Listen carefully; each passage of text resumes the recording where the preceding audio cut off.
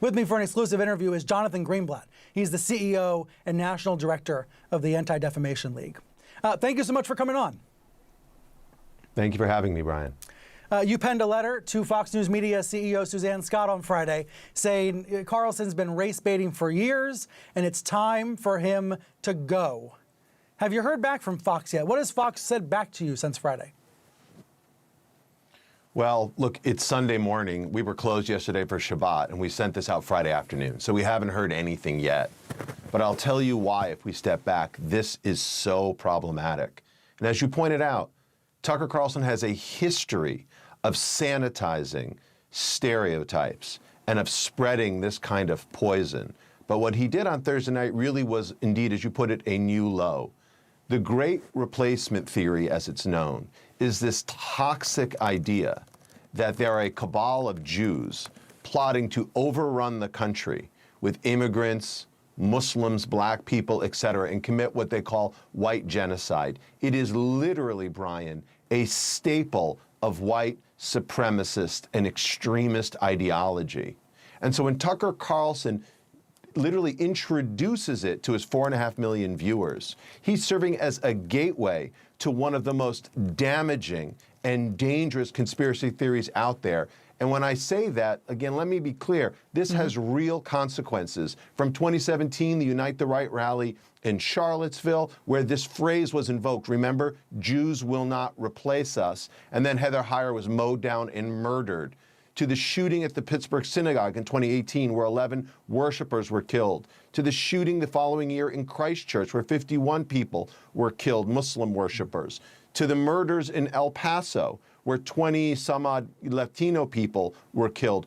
Again and again and again, it is the replacement theory that's been invoked by these extremist murderers. So when Tucker Carlson invokes it on his show, when he dismisses it, right, it is so dangerous. And I think, as you pointed out, the question is really from Fox management to the Fox board to Fox shareholders.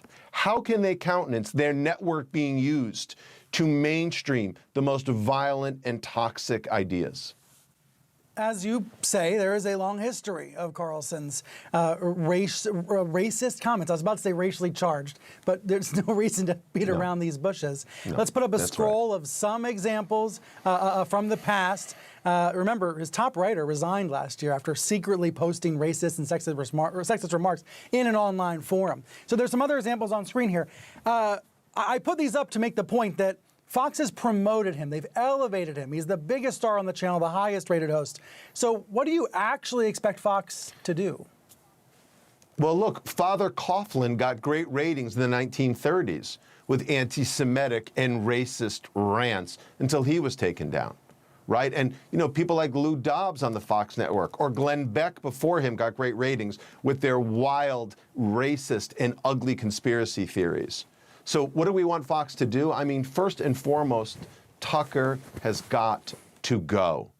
Again, I think it is a risk, not just to the corporation, it's a risk to our society to be promoting these anti-Semitic and racist myths that literally were used by people on January the 6th to try to not just interfere with the election, but to murder lawmakers. I mean, I think we've really crossed a new threshold when a major news network dismisses this or pretends like it isn't important. This has deadly significance. So number one, Tucker has got to go. And then I think secondly, Brian, Fox needs to look at their entire primetime lineup and finally ask themselves, does this work? Because at the end of the day, let's acknowledge Fox isn't alone in this. They have advertisers. They have affiliates. Right? There are cable companies who carry their signal. If Fox won't act, it may be time for the advertisers to act. It may be time for, again, the affiliates and the cable companies to act, to finally, once and for all, say that America is, simply put, no place for hate. Why is this even a debate anymore, Brian? Tucker just says, I'm talking about voting rights. And then the Murdochs will say, we don't cancel people. They'll say, you're trying to engage in cancel culture. That's what I can actually hear them in my ears, because that's exactly what they would say. Well, look, this is not cancel culture. Let me be unambiguous about it. There has always been room for fringe ideas in America. That's a function of our First Amendment, and I embrace that. The question is, does Fox should take these fringe ideas and put them where they belong, on the fringe, not place them in prime time where they serve as a gateway drug to tens of millions of Americans, right? To literally conscript them into this conspiracy theory of violent white supremacy. We can't afford to look away any longer, Brian. It's incumbent upon, again, from advertisers to the cable companies to the shareholders to say there is just too much risk in his racism, and he's got to go. Look, my worry is always my elderly neighbor who is watching Fox morning, noon, and night, who's a great gentleman. But, you know, you think about what millions of people are hearing without realizing that it comes from white nationalist, white supremacist texts, right? Because they're hearing their friends say it. Tucker is their friend. They trust him. They love him. Right. And that's where this is scary. That's where this is dangerous. But I'm at the point now where I think the Murdochs have given up on it. They think Tucker's in charge. You know, someone needs to remind the Murdochs, they pay Tucker. Tucker's their employee. They're allowed to sanction him. They're allowed to, you know, give him some guidance. But it doesn't seem to ever happen. There's a lack of leadership that is emphasized by the fact that Lachlan Murdoch is basically living in Sydney, Australia now. What is that, 15 time zones away from Fox News headquarters in New York.